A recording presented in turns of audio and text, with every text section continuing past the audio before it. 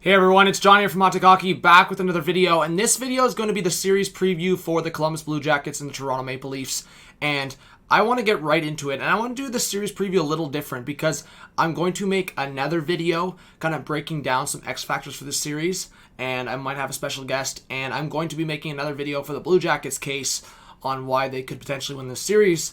I already made my video on why I believe the Toronto Maple Leafs could be a contender to go far and potentially win that cup, so go check out that video. But I want to go over this series and go over potentially what could make or break the series for each team. And starting with the Toronto Maple Leafs, I think it's Freddie Andersen, because while Merzlikins might still be unproven to people, he did split the season with Korpisalo. I think you go with Merzlikins. He had a .235 goals against average. Like, this is a guy that fifth in the league for goals against average. It seemed like you couldn't get a puck past him some games. And for a Blue Jackets team that doesn't score much, if Merzlikins and that defense of the Blue Jackets can keep the Leafs to a limited amount of goals, the Leafs averaged the third most goals in the league behind only Washington and Tampa. I think it was 3.4 goals per game. So this is a situation where the Leafs have that potential to score at a high rate. We've seen games this year where the Leafs just go off, whether it was against Carolina or throughout the season, whether it was against a contending team. But here's the thing, the Blue Jackets are very structured, and they showed that against the Lightning last year. And we kind of talk about it as like, while the Blue Jackets were kind of improving in all aspects, they stepped up in all aspects, it was also to do with the Lightning underperforming. And that comes down to the Leafs. If the Leafs can play to that level, this is going to be a close series regardless. But we know the Blue Jackets, how structured they can be. If it gets behind the Leafs over the first two games or first game, that's going to become a problem. For the Toronto Maple Leafs, that offense, Matthews had the highest goals above replacement. We know he was competing for the Rocket Richard. On the other side, the Blue Jackets don't have well-known names. They have Bjorkstrand, who was probably their best offensive player this year in their forward group, and they have other guys that could step up that we just didn't see enough of this year. Cam Atkinson's a guy that I would love to see step up. I mean, for the Leafs, I really wouldn't want to see that, but for Atkinson's sake and for the Blue Jackets' sake, you want to see that guy step up. Pierre-Luc Dubois, that's another guy, young, up-and-coming center. He's going to be an RFA. He needs to prove himself for that contract. Boone Jenner is going to be a guy that's going to be behind him. And the matchups game is going to be key for the Blue Jackets here because they're going to need to match up against guys like Tavares and Matthews. And for the Leafs, that top six, I don't think is a question mark there. If you look at goals for per 60 minutes, the Leafs are a lot higher. They're significantly higher than the Blue Jackets, where the Blue Jackets are on the bottom kind of side when it comes to the league, where the Leafs are top 10. When it comes to the power play, the Leafs are top 5, top 10. Blue Jackets, again, I think they're even top 5 for power play.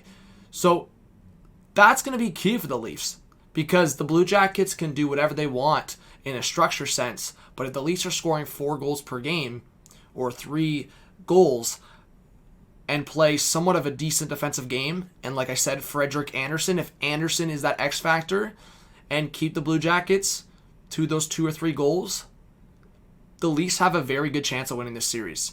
And when I talk about underrated X factors for both teams, it's going to be the Blue Jackets and the guys returning from injury. And it's going to be their younger players. Is Foudy going to have somewhat of a role? Is Texier going to get a bigger role? Is Andersen going to somewhat come back if they come back later or go into the first round?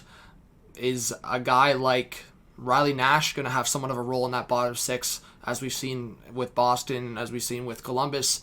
And their defense, can they get more offense from that defense? I mean, Zach Werenski's rocking that new haircut, new mullet, and it's like, can Werenski step up offensively to be that number one? And while Seth Jones is still there, and Seth Jones for me is a top 15 defenseman easily, and Werenski has probably made the case for him to be there too. And a lot of Blue Jackets fans will say, hey, well, Werenski had the better year, Werenski's been playing better, and now you just have this 1-2 punch on the defense group along with Nudavara, Murray, Gavrikov. You have guys in that Blue Jackets defense that, I mean, I didn't even say David Savard. So it's like you have that 1-2 punch on the defense, but you have the depth to go along with it. And then that goes into the Leafs side of things where, okay, you have Morgan Rielly now fully healthy. I fully expect Morgan Rielly to be a big impact player. You have Jake Muzzin, another year under his belt with the Leafs. He's very established in the system now, and it looks like he's going to be in a shutdown pair with Justin Hall. can Tyson Barrie step up? I think Barrie and Dermott could be X factors in this series, more because matching up with the Blue Jackets defense. We saw Tyson Barrie play great last year in the Avalanche defense on that small little playoff run that they had, beating the number 1 seed, the Calgary Flames, and then going on. And Travis Dermott, who's had injury issues as well, and it's going to be potentially his coming out party. He's going to be a pending RFA, and it's like, this guy needs to step up. Ilya Mikheyev. I think Mikheyev is a guy that, I mean, we saw Bjorkstrand come back, and Bjorkstrand's a very, I would say, when he's healthy, he's very consistent. He's very on top, a top 6 forward easily.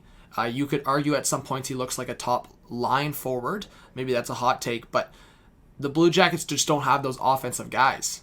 They don't have those top-end guys. They lost Duchesne, they lost Panarin. So guys like Bjorkstrand would have to step up, and he has stepped up. But outside of that, who else will step up? And that's why I talk about Atkinson. But for a guy like Mikheyev, for a guy like Zach Hyman, for a guy like Kasperi Kapanen, those outside guys, if those guys step up for the Leafs, I think the Leafs could run over the Blue Jackets, because with this Blue Jackets system, if it's only 2 or 3 of the top players playing to a high level, the Blue Jackets will be able to shut that down. It's going to come down to the secondary guys if they can step up, because on the matchup game, you're going to focus on Dubois and Boone Jenner trying to match up against those 2 big guys. So if a third line in the secondary spot, and if a guy like Nick Robertson can find a role, or whether that's Engvall, but if that secondary scoring can come in play for the Leafs, that becomes a huge difference maker on top of this Blue Jackets team.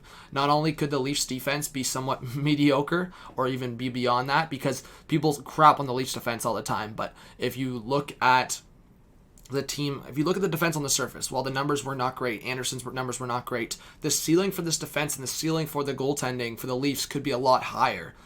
Anderson had a very bad year, and I wouldn't even just blame the defense. Anderson looked shaky when the defense was even good, when the structure was even good through this team. And when Keefe came in, they had an insane 20-game stretch. So I'm looking at this Leafs team, and I think they can take it in 5, but I wouldn't underestimate this Blue Jackets team. We saw them last year against the Lightning. So while I'm going to look at some scenarios and look at some kind of structure for what I could see for both these teams in terms of lineup, I just want to know from you guys. Again, if you're a new subscriber, welcome. I hope to see you on the channel going forward. Please smash that like button whether you're a Leafs or Blue Jackets fan. I just wanted to go through everything and my thoughts. Maybe a little bit of a rant, but I just, in my picture here, I think this is going to be a very competitive series, but I think the Leafs have the higher potential. I mean, clearly on paper, but it's going to come down to on ice. They're in a best out of 5 game series. This could go quickly. We don't know. So thank you so much. Please subscribe if you're new.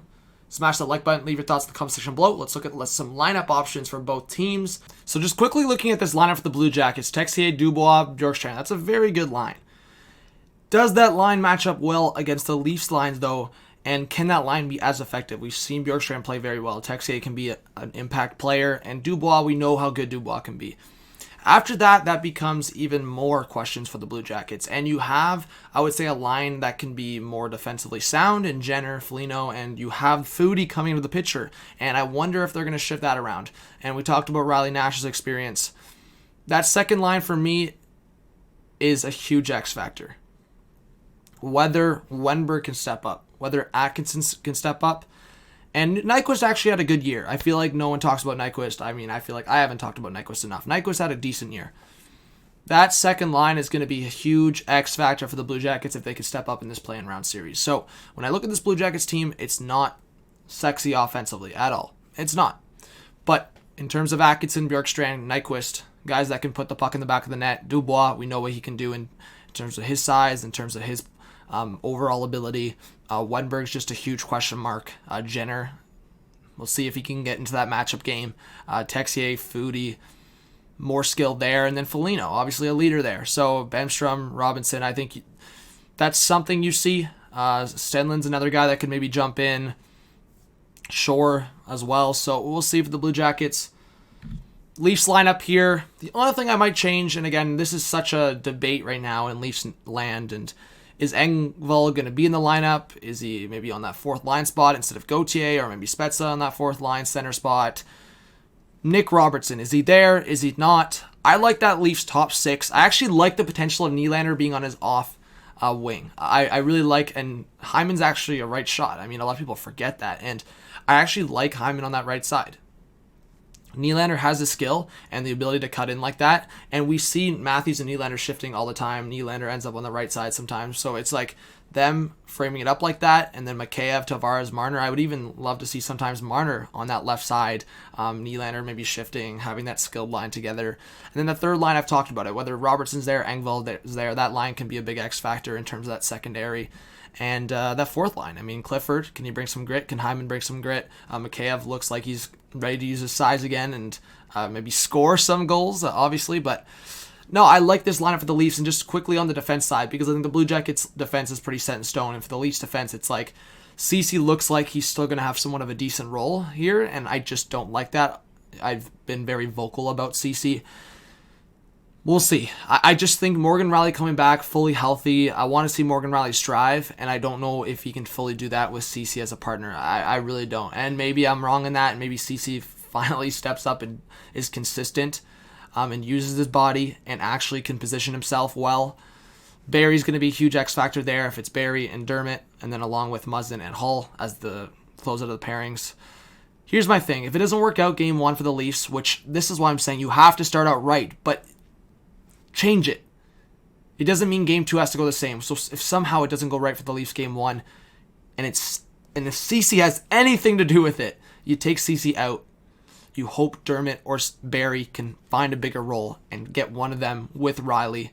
And honestly, you bring Sandin in. I think Sandin could be somewhat of a player in this series if you give him the opportunity. I know a lot of people say he's not ready, but if we're throwing Robertson in, as the Leafs perspective, why not? And for the Blue Jackets, you're throwing Foodie in, and that's Tortorella's like, get this guy in. He did the same thing with Texier and impact players. So I honestly, as the Blue Jackets perspective, Foodie getting in, Leafs perspective, Robertson getting in. I would love to see Sandin in as well. So thank you so much for watching. Please subscribe if you're new. Smash the like button, as I said. Thank you so much. I wanted to just go through the lineups quickly. And I can't wait for these series. I can't wait for all the playoffs. I can't wait to stream every day. So I hope to see all of you around this channel. All right, guys, this was John from RPO Bay Adelaide. Have a good one. Peace out.